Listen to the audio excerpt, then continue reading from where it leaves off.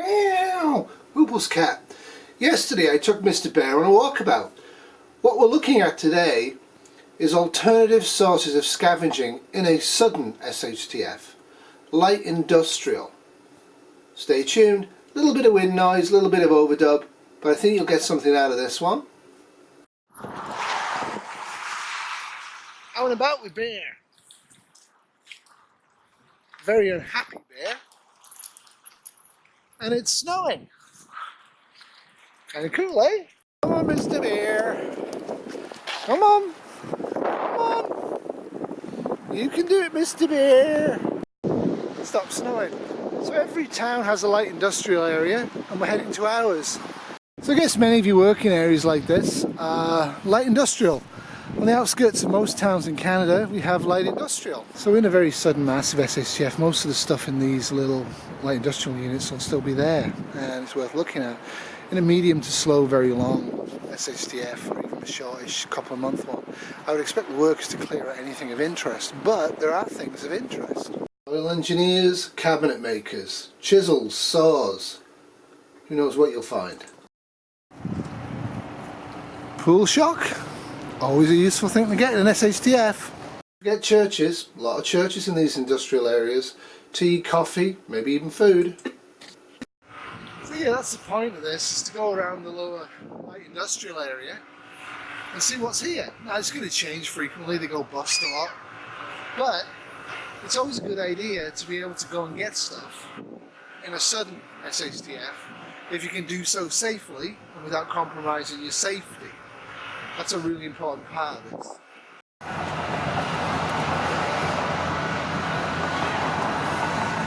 Propane tanks, and if they're empty, they'll be full or partially used ones inside.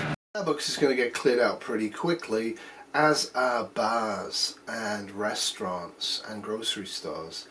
But what about something like this? I didn't know what this was, but this is actually a raw food dog manufacturing place.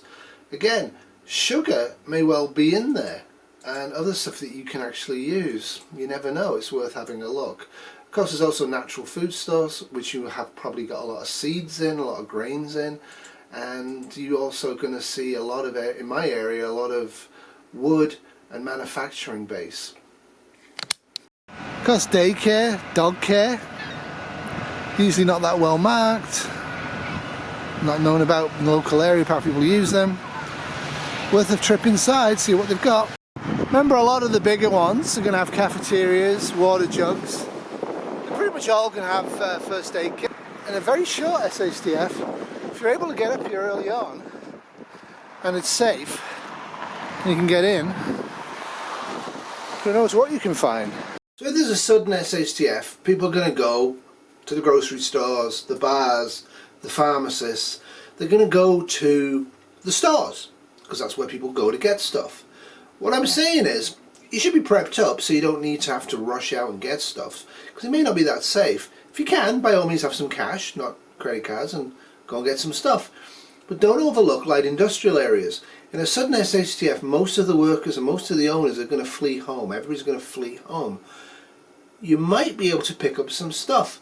Actually, in a long-term SHTF, I would argue most of the stuff in these areas is going to be well cleared out by the people who work there and know it. But in a sudden SHTF, don't overlook them. And later on down the line, when things are safe outside, who knows what you're going to find. People think of light industrial, and what they're thinking of is first aid kits. Yeah, fire extinguishers. Yeah, they may still be there. But a lot of them have chemicals. Even a nail salon is going to have a large amount of acetone, which is pretty much useful as a chemical. Lasts for quite some time, is a great fire starter. But there's other ones as well. Pool supply companies, pool shock, right?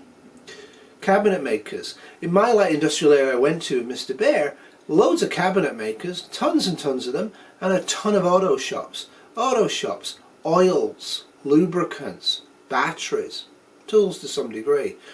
There's even a copper plating firm. Great source of chemicals. Again, don't overlook the light industrial areas when you are doing a resource search in your area. And I would suggest, if you haven't walked around, get up there, drive up there if you have to, and walk around. And again, it's great OPSEC to have a dog. however unwilling. We even have a knife firm. Get some knives. More propane, more acetylene. If they're empty, they're full inside. Nice to know. Don't forget moving supply firms. Moving blankets, a great source of heat and usefulness. You might find storage warehouses as well, but I think people are going to think to look in them. Don't forget laundry, central laundry, hospital scrubs, blankets from and sheets from hotels. Again, if you need to get a lot of blankets for people, these are the places you should be thinking about. The other advantage of this sort of a walk, apart from knowing your area and what might be there if you might need it and if it's safe to get it, is things like the highway over there. If you're on a highway and you see a big flash, it'll last for like more than 10-15 seconds, and the radio's out and the cell phone's out and everybody's cars, some of the cars are stopping. It's a good idea to be able to grab your car kit, which should be food and water for 2 weeks, plus brake and entry gear. Rush over to a building near the highway, get into the middle of that structure or to the side of the structure away from where you saw the flash, and hang out for a couple of weeks. This is a Central Royal Canadian Mounted Police building. Large amounts of cars again for batteries. I wouldn't recommend going into this sort of a place in early SHTF. There's gonna be people in there with guns. But later on down the line, they're not going to be easy to get into these places because they're designed not to be able to get into. Now, it's also right by the highway, and again, if you're right by the highway, think about how you can actually use highways to transport yourself by bicycle and foot. And you might rush off the highway in a flash situation, nuclear war situation. Know what buildings are close to your local highways that you can hide in with your 2-week supply of food. True north, windy and snowy. Like I said, there's absolutely a load of auto supply places. Don't overlook that. Lubricants and oils are going to run out quite quickly up here, and it would be a great place to get some stuff. Behind the flags, behind the sign, actually is a new first aid station for the paramedics, so they're always worth knowing where they are. Again, fire stations, stuff like that. You might be able to safely get into them and get some really decent gear if you can do so.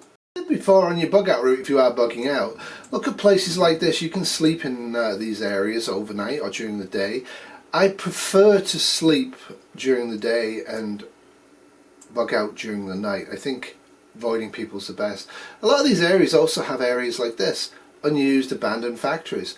Easy to break in and grid down, easy to sleep in there, easy to get multiple ways out if you feel threatened. The other thing is as well, when you are doing this sort of a thing, be respectful of it. Don't be like pooping in the corner. Poop in a bucket, poop in plastic. Treat things with respect.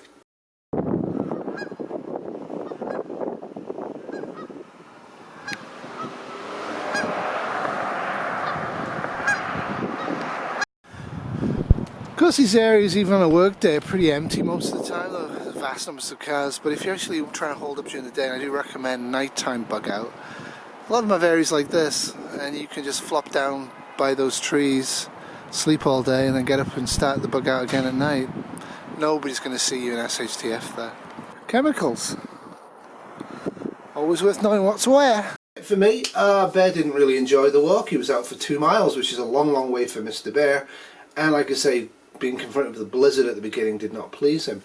But yeah, so knowing what's in your area doesn't just involve knowing where the streams are, where the grocery stores are, where possible group homes are that might be dangerous to you or a source of supply.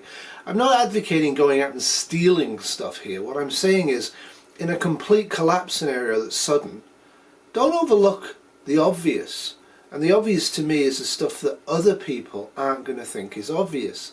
If you rush to the obvious places like the grocery stores, don't be surprised if there's a lot of people there.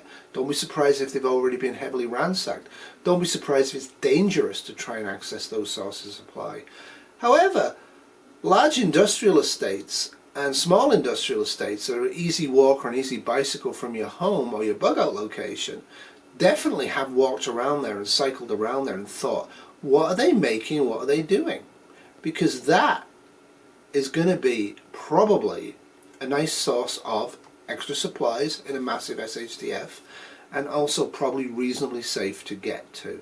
So the next time you drive in to work or you're driving to the stores and you see on the outskirts of your town these light industrial areas, they're all very nondescript, flat, usually one story. Have a little look at them. Think, what actually are they making? What do they might have in there? Now I would argue if we have a slow economic collapse or a slow war situation, you're not going to be able to access this stuff, and even if you can, it's going to mostly be gone. But in a very sudden SHTF, like an EMP or a nuclear war or a massive pandemic, you name it, people are going to leave a lot of stuff behind, and you need to be ahead of the game. The whole point of prepping is to figure out how to actually give yourself and your family and your local community an advantage. So when people are not thinking straight, which most people won't in SHTF, you have a plan, and your plan is to hit these areas and these areas and these areas when it's safe to do so. And like I say, they're also a great place to bug out through, because there's lots of areas in there that you can get a comfortable night's sleep or a comfortable day's sleep on your bug out and probably won't get disturbed. And if you are disturbed, you will have multiple exit points to avoid confrontation. Remember, in SHTF, if you don't plan, tomorrow will always be worse than today. And it'll probably be worse than today anyway, but let's have a plan. Toodles.